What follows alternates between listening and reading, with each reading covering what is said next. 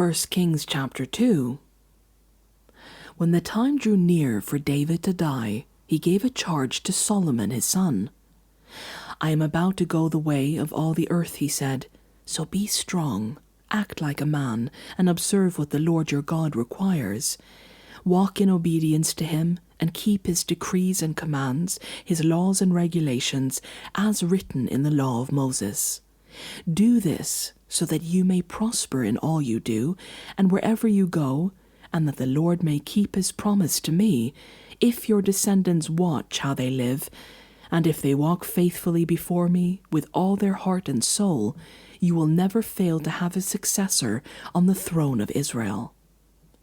Now you yourself know what Joab, son of Zeruiah, did to me, what he did to the two commanders of Israel's armies, Abner, son of Ner, and Amasa, son of Jether. He killed them, shedding their blood in peacetime as if in battle, and with that blood he stained the belt around his waist and the sandals on his feet. Deal with him according to your wisdom, but do not let his grey head go down to the grave in peace. But show kindness to the sons of Barzillai of Gilead, and let them be among those who eat at your table. They stood by me when I fled from your brother Absalom. And remember, you have with you Shimei, son of Gera, the Benjamite from Bahurim, who called down bitter curses on me the day I went to Mahanaim. When he came down to meet me at the Jordan, I swore to him by the Lord, I will not put you to death by the sword. But now, do not consider him innocent. You are a man of wisdom. You will know what to do with him. Bring his grey head down to the grave in blood. Then David rested with his ancestors and was buried in the city of David. He had reigned 40 years over Israel, 7 years in Hebron, and 33 in Jerusalem. So Solomon sat on the throne of his father David, and his rule was firmly established. Now Adonijah the son of Haggith went to Bathsheba, Solomon's mother. Bathsheba asked him, Do you come peacefully? He answered, Yes, peacefully. Then he answered, I have something to say to you. You may say it, she replied. As you know, he said, the kingdom was mine. All Israel looked to me as their king. But things changed, and the kingdom has gone to my brother, for it has come to him from the Lord. Now I have one request to make of you. Do not refuse me. You may make it, she said. So he continued, Please ask King Solomon, he will not refuse you, to give me Abishag the Shunammite as my wife. Very well, Bathsheba replied, I will speak to the king for you. When Bathsheba went to King Solomon to speak to him for Adonijah, the king stood up to meet her, bowed down to her, and sat down on his throne. He had a throne brought for the king's mother, and she sat down at his right hand.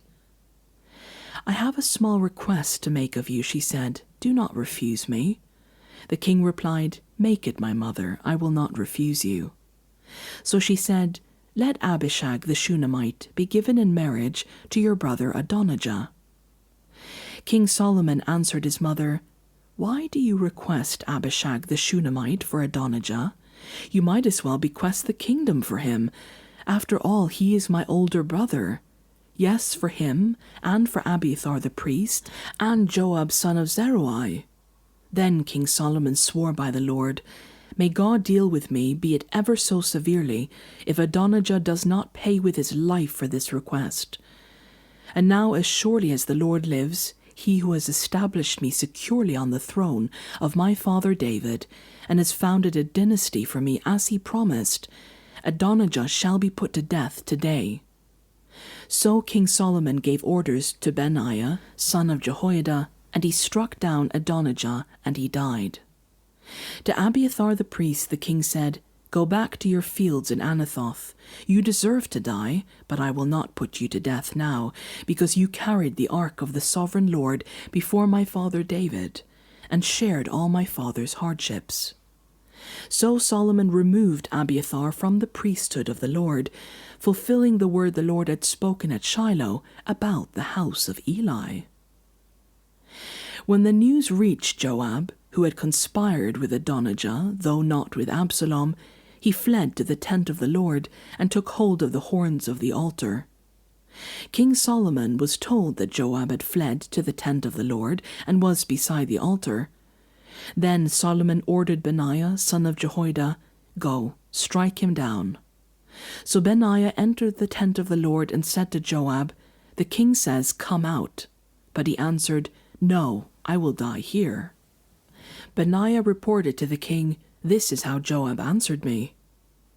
Then the king commanded Benaiah, 'Do as he says. Strike him down and bury him, and so clear me and my whole family of the guilt of the innocent blood that Joab shed. The Lord will repay him for the blood he shed, because without my father David knowing it, he attacked 2 men and killed them with the sword. Both of them, Abner son of Ner, commander of Israel's army, and Amasa son of Jether, commander of Judah's army, were better men and more upright than he. May the guilt of their blood rest on the head of Joab and his descendants forever. But on David and his descendants, his house and his throne, may there be the Lord's peace forever." So Benaiah, son of Jehoiada, went up and struck down Joab and killed him, and he was buried at his home out in the country. The king put Benaiah, son of Jehoiada, over the army in Joab's position, and replaced Abiathar with Zadok the priest. Then the king sent for Shimei and said to him, "Build yourself a house in Jerusalem and live there, but do not go anywhere else. The day you leave and cross the Kidron Valley, you can be sure you will die. Your blood will be on your own head." Shimei answered the king, "What you say is good. Your servant will do as my lord the king has said." And Shimei stayed in Jerusalem for a long time. But 3 years later, 2 of Shimei's slaves ran off to Ashish, son of Maacah, king of Gath. And Shimei was told, "Your slaves are in Gath." At this he saddled his donkey and went to Ashish at Gath in search of his slaves. So Shimei went away and brought the slaves back from Gath. When Solomon was told that Shimei had gone from Jerusalem to Gath and had returned, the king summoned Shimei and said to him, "Did I not make you swear by the Lord and warn you, on the day you leave to go anywhere else, you can be sure you will die? At that time you said to me, 'What you say is good, I will obey.' Why then did you not keep your oath to the Lord and obey the command I gave you?" The king also said to Shimei, "You know in your heart all the wrong you did to my father David. Now the Lord will repay you for your wrongdoing. But King Solomon will be blessed, and David's throne will remain secure before the Lord forever." Then the king gave the order to Benaiah son of Jehoiada, and he went out and struck Shimei down, and he died. The kingdom was now established in Solomon's hands.